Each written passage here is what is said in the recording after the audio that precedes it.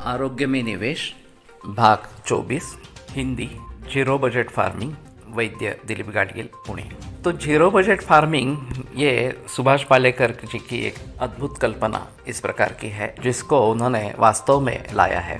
इसमें ऐसा है कि अगर आधुनिक तंत्र से हम खेती करते हैं तो मुनाफा ज़्यादा मिलता है, इस प्रकार का स्टैटिस्टिक्स बताया जाता है, लेकिन खर्च भी बढ़ते रहते हैं। और समझो कि नैसर्गिक खेती से हमें 5,000 रुपये मिलने वाले हैं और आधुनिक तंत्रज्ञान से खेती करेंगे तो हमें 8,000 रुपये मिलने वाले हैं, लेकिन फिर भी उसमें अगर हमारी 4,000 के खर्चा है तो हमें वास्तव में 4,000 ही मिलने वाले हैं और नैसर्गिक खेती में 5,000 रुपये मिलने वाले हैं।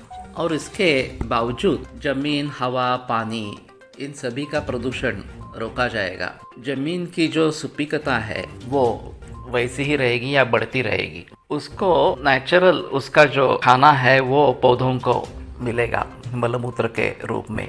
और जो पैसा विदेश में जा रहा है, खास करके सीड कंपनीज के जरिए, केमिकल पेस्टिसाइड्स के जरिए, केमिकल फर्टिलाइजर्स के जरिए, वो सब बच जाएगा। तो स्वदेशी के उद्दिष्ट से ये करना बहुत जरूरी इस प्रकार का है। और दूसरी बात ऐसी है कि इसमें सभी का कल्याण इस प्रकार का है। मानव जाति का भी कल्याण है, पशु पक्षी पेड़ पौधे इन सभी का भी कल्याण इस प्रकार का है।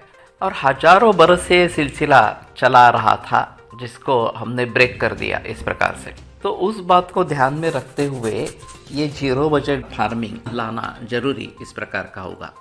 अब बात यह है कि मानसिकता बदले कैसे, क्योंकि अभी हम इस प्रकार के रासायनिक खेती के आदी इस प्रकार के हो गए हैं, लेकिन इसी से किसान जो है वो कर्ज में डूबा जा रहा है, खुदकुशियाँ बढ़ रही है। तो इससे अगर बचना है तो हमें एक निश्चित उपाय इस प्रकार का चाहिए जो मूलगामी इस प्रकार का हो, सभी के लिए फ़ायदेमंद इस प्रकार का हो। और इसमें दूध जो मिलता है, उस दूध से जो घी मिलता है वो आयुर्वेद के हिसाब में रसायन है, यानी कि धातुओं का पुनर्निर्माण करने वाला। और इसीलिए मैं सभी कैंसर मरीजों को केवल देसी गाय के दूध पे रखता हूँ। सुभाष पालेकर जी का कहना है कि गाय भैंस वगैरह का दूध मानव के लिए है ही नहीं, लेकिन चरकादि सभी ग्रंथों में गाय वगैरह के दूध के बारे में संदर्भ मिलते हैं और हजारों बरस लोग पीते आ रहे हैं।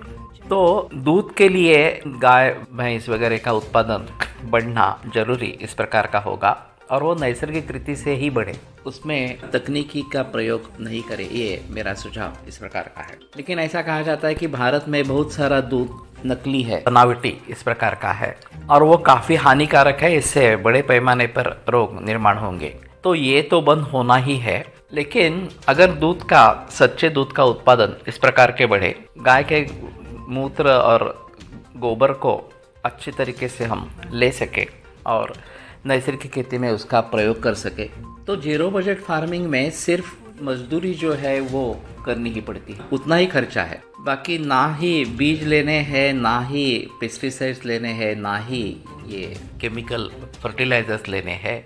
तो काफ़ी बचत अच्छी तरीके से होगी और सभी पर्यावरण की रक्षा होगी। तो उस दिशा में हमें जाना है।